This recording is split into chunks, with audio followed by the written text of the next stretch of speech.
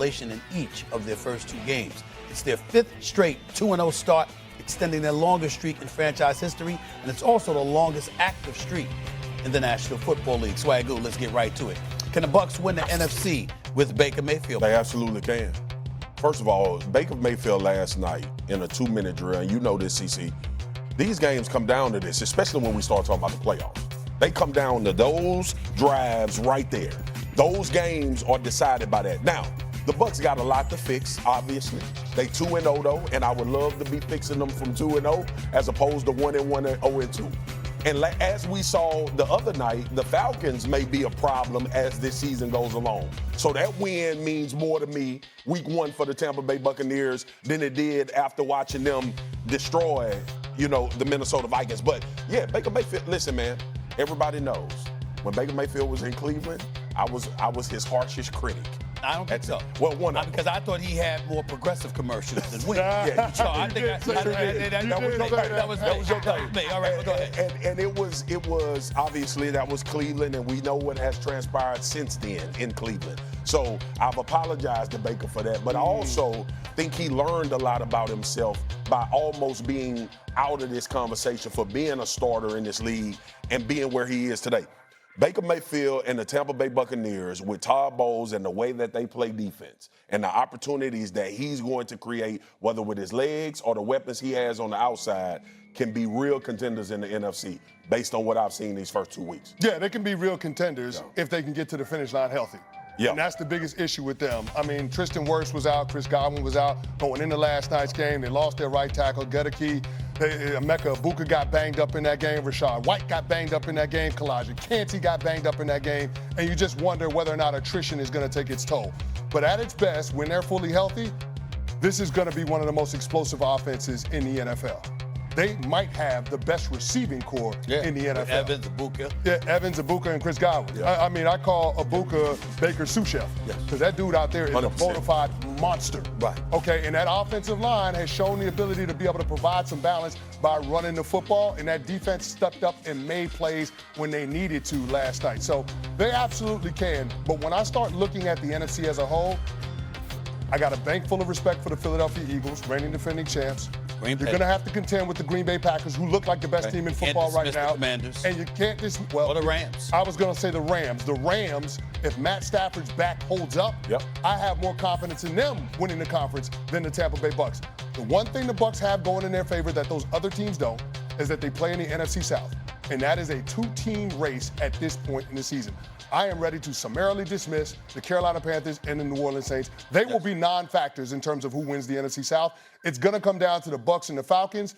And in the first year, with Penix being the full-time starter, how could you not give the benefit of the doubt to the Bucs? That's fair. No doubt about it. A couple of things come to my mind based off of last night's game. Number one, let's not forget that the Texans are considered to have the worst offensive line in football at this particular moment in time. So let's not forget that. You're going up against a Todd Bowles defense, for crying out loud. I know he's the head coach, but we all know anything that has something to do with defense, Todd Bowles has his fingerprints on that. So we got to get that out the way. This is what we're not picking up about Baker Mayfield as well. We've been talking about how he's been flinging that football, and deservedly so, because he's got weapons to throw the football to, and he knows how to finish the deal. Game-winning drives, his brother will show up, no doubt about it, and he deserves our praise. You know what else he deserves our praise for? Running the football. 100%. Think about this. I'm just looking at this right here.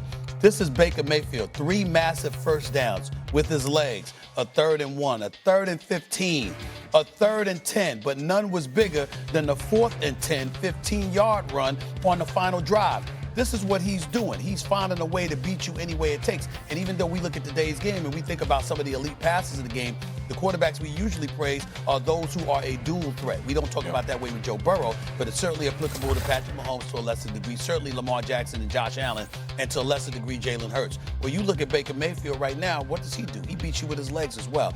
That's what I'm looking at right now when it comes to him. It's a great point you brought up. Last night on Monday Night Countdown, Van Pelt asked Troy, we got so caught up in talking about Baker and his moxie and the chip on the shoulder and how he plays that we kind of have put the ability to play the position in the back burner.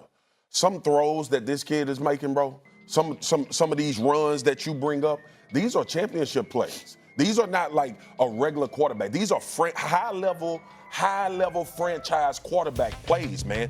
The touchdown to Ibuka. at the end of the game in the Falcons game. That was over time that developed. Last night, getting those first downs late in the game, a 2-minute drive that was seamless. Chris, you know how hard that is. We done seen veterans poo-poo down their leg in 2-minute drills at times when things seemingly are to go bad. But this is another part that I think you throw into the pot, because I killed Baker enough, so I'm going to wax poetic on it. They going to play for him. And I think it goes a long way. This ain't Cleveland. This ain't Carolina. It goes a long way as say, when you get into these type of games and you have these things stocked already. Remember the final drives in Atlanta. Remember the final drive against the Houston Texans. When you get further down the road, that they gonna remember that Baker Mayfield showed up in those moments, and he's been doing it since he's gotten to Tampa. I think that's going to matter. He was sacked 4 times. He was sacked 4 times, but still scrambled when it really counted, and they couldn't catch him. Time to move on, CC. I know you wanted to say something. We got to cut it off because I got stuff to do. Right. Week 2 was a rough week on the injury front for quarterbacks. Bengals' Joe Burrow is expected to miss at least 3 months after suffering a turf toe injury that requires surgery. Despite the news, the Bengals still have a 64% chance to make the playoffs, according to ESPN. Traffic.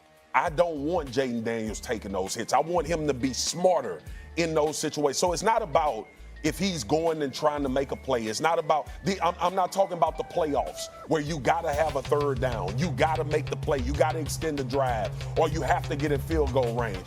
I'm talking about these plays where it just seems that he wants to. First of all, he's slight. He's not a big dude, right? That's number one. Right. The second thing is the way that you resurrected this franchise from where it was in your first year. Your availability is more paramount probably to your team than anybody's in the NFL. I get you, and I don't disagree, because like you said, it's not a huge disagreement here, but I'm going to roll with CeCe on this one in this regard. It has me curious about the Minnesota Vikings organization and Kevin O'Connell specifically. You had a quarterback at Sam Darnold last year, threw 35 touchdowns, just 12 interceptions, over 4,000 yards. You resurrected his career and then let him walk out the door because of a dude that was a rookie who was supposed to be a developmental project that was out for the season with a meniscus injury. And you said, yo, this is our future. Really? You got Justin Jefferson, Jordan Addison once he comes back? You understand what I'm saying? I'm just looking at T.J. Hockenson and these boys. You've got all of these weapons, and you relying on this dude who's essentially a rookie because he didn't play his rookie year. So this is the first time he's playing, and then I'm looking at him, and